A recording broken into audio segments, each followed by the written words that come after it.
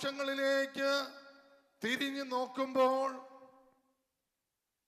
നമ്മുടെ കുഞ്ഞുങ്ങൾ, നമ്മുടെ കുടുംബങ്ങൾ അഭിമുഖീകരിക്കുന്ന പ്രശ്നങ്ങൾ വളരെ വലുതാണ്.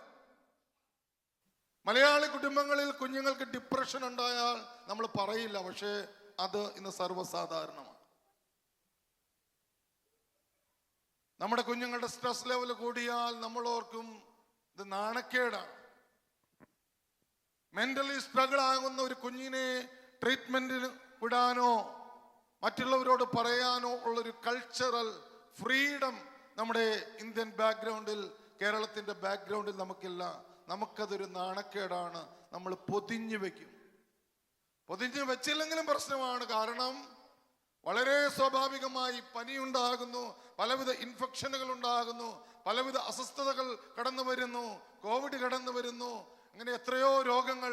ഇതുപോലെ ഈ കാലഘട്ടത്തിൽ ചില രോഗങ്ങൾ, ചില മേഖലകൾ നമ്മുടെ കുഞ്ഞുങ്ങളെ അലട്ടുന്നു.